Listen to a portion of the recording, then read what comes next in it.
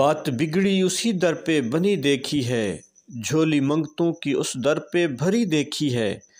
میری نظروں میں نیازی کوئی جچتا نہیں، جب سے سرکار مدینہ کی گلی دیکھی ہے۔ ہفتہ وار یوٹیوب پروگرام روحی بٹھڑی کے ساتھ آپ کا ساتھی، آپ کا میزبان ایاز صابر بلوچ آپ کی خدمت میں حاضر اور سلام عرض کرتا ہے، اس امید، چاہت اور یقین کے ساتھ کہ آپ جہاں ہوں گے خوش ہوں گے، شاد اور آباد ہوں گے۔ آج ہفتہ وار کلام حضرت سلطان باہو سے ردیف چیئے سے کہ چڑھ چناتے کر روشنائی، چڑھ چناتے کر روشنائی، ذکر کرندے تارے ہو کہ اے آسمان معرفت کے چاند، اے محبوب حقیقی تو اپنی عطا اور رحمت کی بلندی پر جلوہ گر ہو، اور سالکوں کو، عارفوں کو، ان کے دلوں کو منور فرما دے۔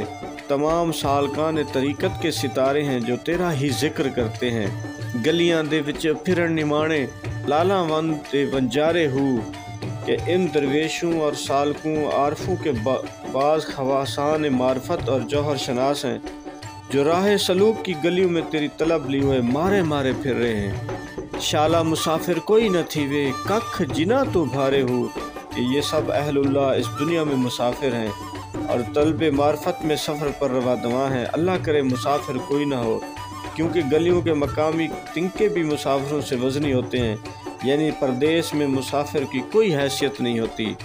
تاڑی مار اڑاؤ نہ باہو، اسا آپے اڈن ہارے ہو کہ اے باہو ہمیں تالی بجا کر مت اڑاؤ، ہم تو پہلے ہی خود مائل با پرواز ہیں، اس جہان فانی سے پرواز کر کے عالم بقا جانے والے لوگ ہیں۔ آج کی اچھی بات میں ہے کہ توبہ کی کتنی اقسام ہیں۔ اگر کافر ہے تو اس کو چاہیے کہ کفر سے توبہ کر کے اسلام میں آئے، اگر عام مومن ہے تو چاہیے کہ گناہوں سے توبہ کرے اور نیکی کی طرف آئے، اگر کبیرہ گناہوں سے بچنا چاہتا ہے تو غفلت سے توبہ کر کے یاد الہی والی زندگی کی طرف آئے، اگر ذکر و یاد بھی نصیب ہے تو چاہے کہ وسواس سے توبہ کر کے حضوری کی طرف آئے، اگر کسی کو حضوری والی زندگی نصیب ہے تو اس کو چاہیے اپنی عبادت میں اخلاص کی کمی پر توبہ فرمائے۔ ہماری عبادتیں اللہ رب العزت کے مرتبہ اور مقام سے نیچے رہ جاتی ہیں۔ اللہ کی شان ہماری عبادتوں سے بہت بڑی ہے۔ ہماری عبادت ہی کیا ہے؟ اللہ کے محبوب سید الاولین و آخرین حضرت محمد مصطفیٰ احمد مجتبیٰ صلی اللہ علیہ وسلم نے ارشاد فرمایا کہ اللہ جیسے تیری عبادت کا حق تھا وہ ہم حق ادا نہیں کر سکے، ہم حق یہ کر نہیں سکے، ہماری اپنی رحمت کے صدقے یا اللہ ہمیں معاف فرما۔